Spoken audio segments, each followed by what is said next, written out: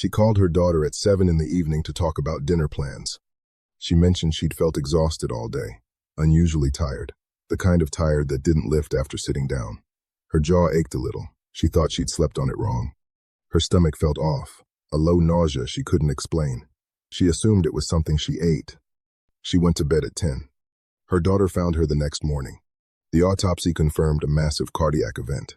Estimated time of onset sometime between 7 and 10 p.m. While she was on the phone talking about dinner. While she was describing symptoms she had already decided meant nothing. And I need to tell you something that could save your life, or the life of someone you love. The heart attack you've been warned about, the crushing chest pain, the left arm going numb, the dramatic collapse, that version exists. I've treated it. But it is not the most dangerous version. The most dangerous version looks like a bad day. It looks like fatigue, a stomach ache, a strange ache in your jaw, a feeling of doom you can't explain. Symptoms so ordinary, so easy to rationalize away, that people wait hours before calling for help. Sometimes they never call at all. After 60, this is not rare. It is, in fact, the more common presentation, particularly in women, and in people with diabetes whose nerve pathways have been quietly altered over years. The classic textbook presentation, the one everyone learns, occurs in a minority of cardiac events in older adults. The majority look like nothing. That gap between what people expect and what actually happens is where people die. Today I'm going to close that gap. 5 symptoms that have nothing to do with chest pain and everything to do with your heart. Stay with me. What you learn in the next few minutes may be the most important thing you hear this year. Before we get to the 5 symptoms, I want you to understand something about how the heart sends distress signals, because once you understand the mechanism, these symptoms will never look ordinary again. Your heart shares nerve pathways with other parts of your body. The vagus nerve, the phrenic nerve, the thoracic nerve roots, they run through your chest, your jaw, your upper abdomen, your arms, your back. When your heart muscle is starving for oxygen, it floods these shared pathways with pain signals. But your brain doesn't always interpret those signals as coming from the heart. It routes them to wherever those nerve pathways lead. So the pain shows up in your jaw, your shoulder, your stomach, and your brain says, dental problem, muscle strain, indigestion. This is called referred pain. It is not rare or unusual. It is basic neuroanatomy. And yet most people over 60 have never been told that a stomach ache can be their heart. Add to this one more layer. After 60, the nerve pathways themselves can become less sensitive, particularly in people with diabetes or long-standing hypertension. A heart attack can be happening with almost no pain signal at all. These are called silent myocardial infarctions, and studies suggest they account for up to 45% of all heart attacks. No pain, no warning, just consequences. That is what we are dealing with, so let's talk about what it actually looks like. Symptom 1. Fatigue that is completely out of proportion to your activity. Not normal end-of-day tiredness, not the fatigue that comes from a poor night's sleep. I'm talking about a sudden, heavy, bone-deep exhaustion that arrives without a clear cause and doesn't lift when you rest. This is one of the most consistently reported symptoms in women in the days and hours before a cardiac event, and one of the most consistently dismissed. Here's the mechanism. When the heart muscle is not receiving adequate blood flow, it cannot pump efficiently. The body responds by routing blood away from non-essential systems, your muscles, your digestive system, and toward the heart and brain. That redirection of resources creates a profound systemic fatigue. Your cells are being rationed. Your body is quietly managing a crisis and telling you about it in the only language available to it. The critical detail is the word proportion. Fatigue after a long day of physical work is normal. Fatigue that arrives in the middle of a quiet Tuesday afternoon. Fatigue that makes climbing one flight of stairs feel like climbing 10. That kind of disproportionate exhaustion deserves attention. A landmark study published in Circulation followed over 500 women who had experienced heart attacks.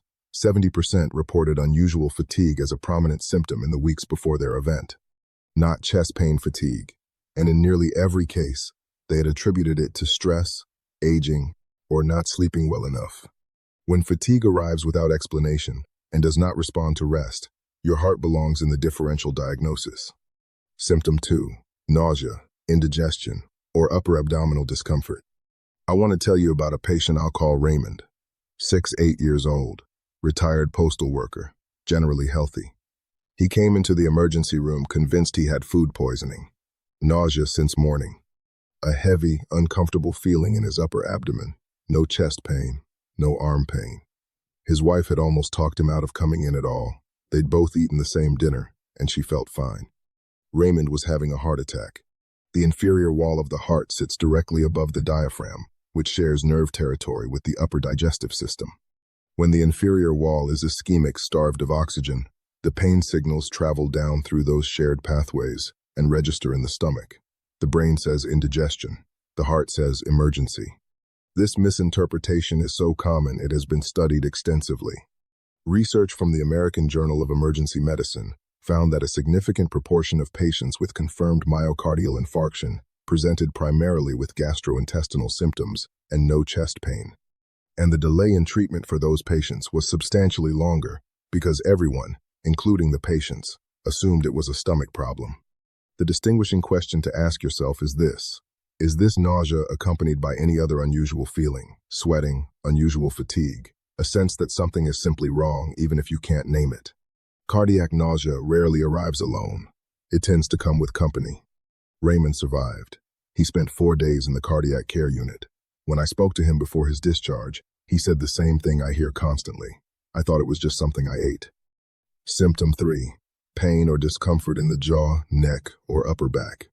This one is the most underestimated symptom on this list, and in my clinical experience, it is the one most likely to result in a patient waiting far too long before seeking help. Because jaw pain feels dental, neck discomfort feels muscular, upper back pain feels like you slept wrong or sat too long. Every one of these explanations feels more reasonable than "this is my heart," and so people wait. They take ibuprofen. They schedule a dentist appointment. They ignore it. The mechanism, again, is referred pain through shared nerve pathways. The cardiac nerve fibers that run through the cervical and thoracic spine create a referral pattern that can radiate upward into the jaw, the throat, both sides of the neck, and across the upper back between the shoulder blades. Any of these locations, or all of them simultaneously, can be where a heart attack announces itself. The warning sign within the warning sign: if jaw, neck, or upper back pain arrives suddenly with no mechanical explanation, meaning you didn't strain it, you didn't sleep on it differently, there was no obvious reason for it to start, and if it is accompanied by any other unusual symptom, even something minor like slight shortness of breath or a feeling of unusual heaviness, treat it as cardiac until proven otherwise. In patients over 60, I have reviewed case after case where jaw pain was the primary presenting symptom, not a secondary symptom, the primary one. And in most of those cases, the patient waited hours because they were planning to call their dentist in the morning. Your dentist cannot help you with this one. Symptom 4. Shortness of breath with no exertion, particularly at rest or during sleep. Not breathlessness from climbing stairs, not the expected shortness of breath from exercise. I'm talking about breathlessness that arrives when you are sitting still, when you are resting, or the symptom that wakes people up at night suddenly unable to breathe properly, needing to sit up, needing to put pillows behind you, feeling like you cannot get enough air lying flat. This symptom has a clinical name when it occurs lying down. It's called orthopnea, and it is one of the most direct signals the heart can send. When the left ventricle is failing, when it cannot pump blood forward efficiently, fluid backs up into the lungs. Lying flat makes it worse, because gravity is no longer helping to keep that fluid in the legs. It floods the lung tissue. You cannot breathe properly, and your body wakes you up. People attribute this to anxiety, to acid reflux, to weight, to aging lungs. In people who already have a respiratory history, asthma, COPD, it gets folded into an existing explanation and dismissed. Here is the question that matters. Is this new? Is this different from what your breathing normally feels like? The heart is a pump. When the pump begins to fail, the backup shows up in the lungs first. Unexplained breathlessness at rest is the lungs telling you the pump is struggling. Do not rationalize it. Do not wait to see if it passes. This symptom, particularly if new or worsening over days or weeks, requires medical attention the same day. Symptom 5. A feeling of impending doom or profound unease with no psychological explanation. This one is the hardest to talk about, because it sounds the least medical. And yet it is one of the most consistently documented precardiac symptoms in the clinical literature, and one I have heard described by patients more times than I can count. Not anxiety in the normal sense, not worry about something specific. A sudden, deep, unexplainable feeling that something is seriously wrong, that something is about to happen. Patients struggle to describe it. Some call it a sense of dread. Some say it felt like a premonition. Some say they just knew, but they didn't know what they knew or why. The mechanism here is physiological, not psychological. When cardiac output drops suddenly, when the brain begins receiving slightly less blood than it needs, it activates the body's deepest survival system, the autonomic stress response, a surge of adrenaline, a full-body alarm, and the conscious experience of that alarm, before the person can identify any specific physical symptom, is this feeling: something is wrong. This is your nervous system doing exactly what it was designed to do. It is reading a crisis before your conscious mind can name it. And the fatal mistake, the one I have seen in case after case, is when people assume it is anxiety or stress and wait for it to pass. If you ever experience a sudden, unexplained sense that something is gravely wrong with your body, combined with any other symptom on this list, that combination is a medical emergency. Not a reason to call your doctor in the morning. An emergency. Right now. I want to stop here for a moment, because I've spent 25 years in operating rooms dealing with the aftermath of these decisions. The moments after the waiting, after the rationalizing, after the, let's see if it passes. I have spoken to families who described in precise detail every symptom their loved one mentioned in the hours before a cardiac event. The fatigue, the jaw ache, the nausea, the strange feeling of dread, and then the silence. And in every one of those conversations, the same words appear. We didn't know. We thought it was something else. I am making this video so that those words are said less often. Not because medicine has failed these patients, though sometimes it has, but because the information gap between what is known in cardiology and what reaches the person sitting in their kitchen is still enormous. You now have this information. Use it. Here is your action plan. 4 things. Write them down. First, learn the full symptom picture, not just the textbook one. Chest pain, yes, but also disproportionate fatigue, upper abdominal discomfort or nausea, jaw or neck or upper back pain with no mechanical cause, unexplained breathlessness at rest or lying flat, and a sudden profound sense that something is wrong. Any 2 of these together, particularly in someone over 60, is enough reason to call emergency services, not your GP, not your cardiologist's office, emergency services. Second, tell the people around you. Print this list if you need to. Put it on the refrigerator. Have the conversation with your spouse, your adult children, the people who are with you regularly. Because if a cardiac event begins and you are the one experiencing it, you may not be the one making the decision to call for help. The people around you need to know these symptoms as well as you do. Third, know your personal risk profile. If you are over 60 with diabetes, hypertension, or a history of heart disease, your risk of a silent or atypical cardiac event is substantially higher than average. This is not a reason to live in fear. It is a reason to be specifically prepared. Discuss your risk profile with your doctor and ask one direct question.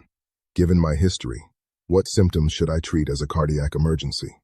Fourth, do not wait. This is the single most important thing I will say today. In a heart attack, every minute of delay is muscle.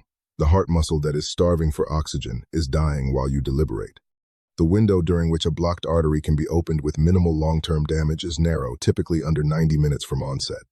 After that window closes, the damage is permanent. Do not drive yourself to the hospital. Call emergency services.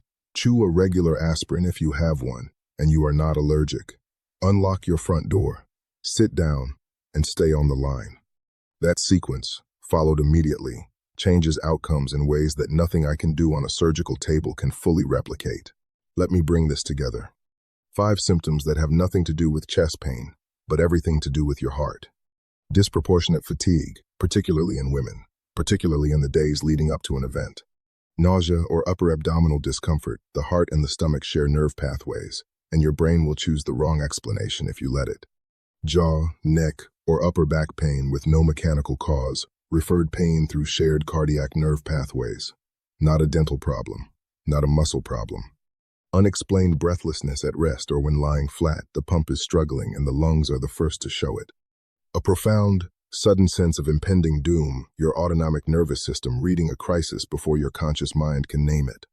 Any two of these together in a person over 60 is a reason to act immediately, not later. Now. Your heart has been beating for you every single minute of your life without being asked, without rest, without complaint, every beat, for every decade. The least we can do is learn its language. Now, I want to hear from you. Have you or someone you love ever experienced any of these symptoms and dismissed them as something else? Tell me in the comments. I read every single one. Your experience may be exactly what someone else in this community needs to read to make a decision that changes their life. If this video gave you something important, and I believe it did, please share it, not for this channel. For the person in your life who is over 60 and would recognize themselves in these symptoms and still wait until morning. That share is the most important thing you can do today. Subscribe if you want to keep going deeper on this. Next week, we are going to cover the 5 cholesterol numbers your doctor checks and the 2 that actually predict your cardiac risk that almost nobody talks about. You won't want to miss that one. One last thing, and I mean this genuinely. Everything I've shared today is based on current cardiovascular research and my clinical experience as a cardiothoracic surgeon. It is not a substitute for your personal medical care. If you are experiencing any of these symptoms right now, stop watching this video and call for help. If you are not, use this information to have a better, more specific conversation with your own doctor. They are your partner in this. Make sure they know you are paying attention. Take care of your heart. It has never asked you for anything. Give it this.